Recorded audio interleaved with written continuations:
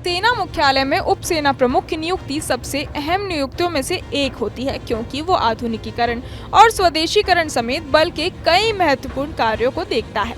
रक्षा सूत्रों के मुताबिक अभी तक भारतीय सेना के उप सेना प्रमुख पद पर लेफ्टिनेंट जनरल उपेंद्र द्विवेदी की नियुक्ति थी, लेकिन उनके सेना अध्यक्ष बन जाने के बाद उनकी जगह लेफ्टिनेंट जनरल NS राजा सुब्रमणी लेंगे। वो 30 जून को अपना कार्यभार संभालेंगे।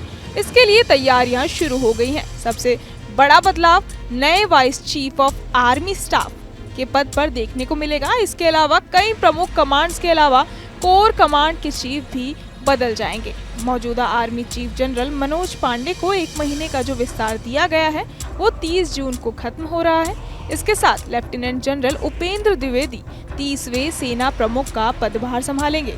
सुब्रमणी वर्तमान में इंडियन आर्मी की मध्य कमान का नेतृत्व कर रहे हैं। लेफ्टिनेंट जनरल सुब्रमणी को आर्मी के उप प्रमुख के रूप में नियुक्त करते समय सरकार ने वरिष्ठता के सिद्धांत का पालन किया। वो 1985 में गढ़वाल राइफल्स में नियुक्त हुए थे। उनका 37 साल से ज्यादा का एक प्रतिष्ठित और शानदार सैन्य करियर रहा है। अब बात करें सेना प्रमुख बदलने के साथ कौन कौन से बदलाव दिख सकते हैं, तो वहीं पुणे स्थित दक्षिणी कमान के प्रमुख लेफ्टिनेंट जनरल अजय सिंह भी 30 जून को रिटायर होने वाले हैं। जयपुर में साउथ वेस्टर्न आर्मी कमांड यानी SWAC के प्रमुख लेफ्टिनेंट जनरल धीरज सेठ उनकी जगह ले सकते हैं। हालांकि अभी तक इसके आधिकारिक ऑर्डर जारी नहीं किए गए हैं। इससे पहले लेफ्टिनेंट जनरल धीरज सेठ सुदर्शन चक्र कोर की बागडोर संभाल चुके हैं। उनके पिता लेफ्टिनेंट जनरल KM सेठ ने भी अक्टूबर 1993 से अक्टूबर 1994 तक सुदर्शन चक्र कोर की कमान संभाली थी।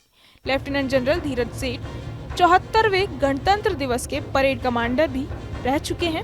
वे राष्ट्रीय रक्षा अकादमी खड़कवासला और भारतीय सेना अकेडमी देहरादून के छात्र रहे हैं। वो 20 सितंबर 1986 को द्वितीय लांसर्स में कमीशन हुए थे।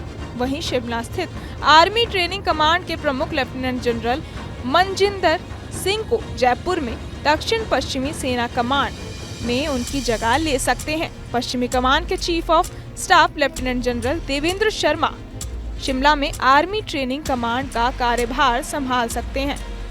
दूसरी तरफ पूर्व 14 कोर कमांडर और नॉर्दर्न कमांड के वर्तमान chief of staff lieutenant general Anind Sengupta Lucknow में सेंट्रल आर्मी कमांडर का पदभार संभाल सकते हैं। चीन से सटा लद्दाख और विश्व का सबसे ऊंचा युद्ध क्षेत्र सियाचिन नॉर्दर्न कमांड के तहत ही आता है। सेंट्रल कमांड जो आज तक प्रशासनिक थी उसे लड़ाकू कमान में तब्दील कर दिया गया है। सेंट्रल कमांड में ही मथुरा स्थित एक कोर है जो देश की चीन पर केंद्रित एक स्ट्राइक कोर है, जबकि सेंट्रल कमांड के तहत एक प्रशासनिक बदलाव किया जा रहा है जिसमें हेडक्वार्टर उत्तर भारत को 18 कोर में बदला जा रहा है।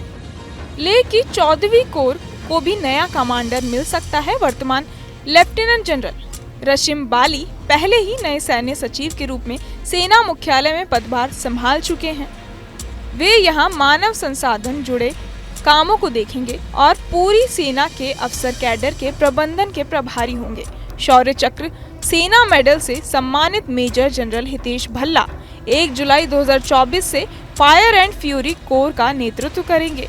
वो 1 जुलाई को अपने नए कार्यालय में लेफ्टिनेंट जनरल के तौर पर अपना नया पदभार ग्रहण करेंगे और लेफ्टिनेंट जनरल रशिम बाली की जगह लेंगे। इसके अलावा अंबाला स्थित 2 स्ट्राइक कोर को भी नया कोर कमांडर मिलने जा रहा है। Lieutenant general Rajesh Pushkar 2 strike corps के GOC का पदभार संभाल सकते हैं। 30 जून से पहले इन नियुक्तियों को लेकर आधिकारिक घोषणा की जा सकती है। बहरहाल इस पूरी खबर को सुनकर आप क्या कुछ सोचते हैं, हमें कमेंट बॉक्स में जरूर बताएं और बाकी तमाम खबरों के लिए सब्सक्राइब करें न्यूज़ नेशन।